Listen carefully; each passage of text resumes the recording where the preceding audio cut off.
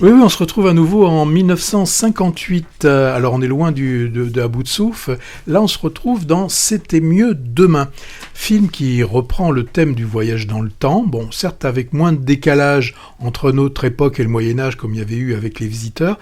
Là, l'histoire, elle commence en cette superbe et très belle année 1958, qui a connu quand même la naissance de beaucoup de gens célèbres, où Hélène, Michel et leurs 2 enfants coulent des jours heureux dans l'insouciance des années 50. Et là, pour une banale poignée de châtaignes, c'est comme ça qu'on disait à l'époque, ils vont se prendre une décharge électrique et leur couple va se retrouver propulsé près de 70 ans plus tard. En fait, qu'est-ce qui s'est...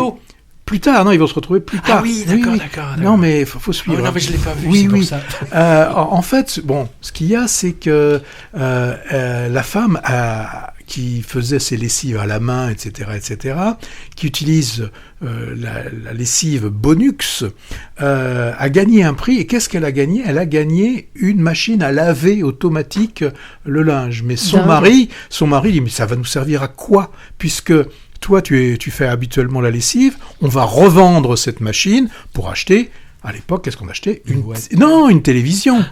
Voilà. Et donc là, ils vont se fâcher, et c'est à ce moment-là qu'ils vont se recevoir une décharge électrique. Alors, bon, ce film, on peut le classer dans divertissement familial.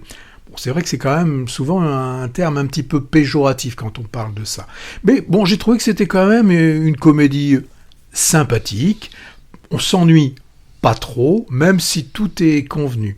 Alors, bien sûr, là, pour apporter un petit peu de nouveauté, le film insiste beaucoup sur l'émancipation de la femme. Dans le film, donc, la femme est interprétée par Elsa Zilberstein. Elle passe de la ménagère au foyer avec tablier et gestion de la maison elle devient Wonder Woman, dirigeante de la compagnie dans le passé, son mari était un gras de papier.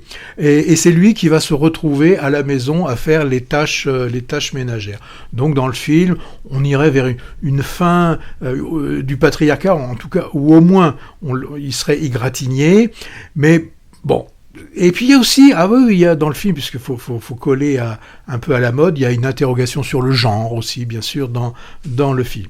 Bon, il faut s'y attendre avec ce genre de film, il y a quand même beaucoup de clichés, l'humour n'est pas toujours du plus léger, et même si les acteurs ont des capacités, Zilberstein comme Bourdon ont des capacités, là, et d'ailleurs on le voit déjà dans le film annonce, on n'est quand même pas loin d'un théâtre de boulevard surjoué. Ouais, c'est ce qui m'a dissuadé d'y aller, la bande-annonce surjouée. Sur un vaudeville un peu. Oui, moi je me souviens de certains trucs du Haut Théâtre ce soir où les portes claquaient, et c'était agréable à voir, on avait que ça d'ailleurs à voir. Ils font du Jacqueline Maillan finalement. Jacqueline Maillan, c'était plus drôle. Didier Bourdon, il faut quand même qu'il fasse attention. Il enchaîne les films, comme pouvaient le faire des acteurs à une époque, les Galabru ou même les Serrault. Les Serrault ont fait tout un tas de navets avant de rencontrer des Claude Sautet ou des gens comme ça. Et il est dans le Kaamelott qui vient aussi, je crois. Dans le Kaamelott, là, ils y sont tous. Alors Kaamelott, je crois que c'est pas. J'ai vu des fois quelques morceaux à la télé.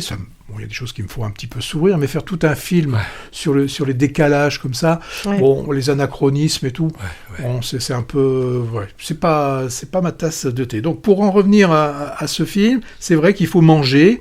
On peut des fois tout accepter et faire ce film qui s'appelle C'était mieux demain. Donc il y a plus d'urgence à voir d'autres films que celui-ci, mais je le redis, néanmoins, ce n'est pas un film honteux. Voilà.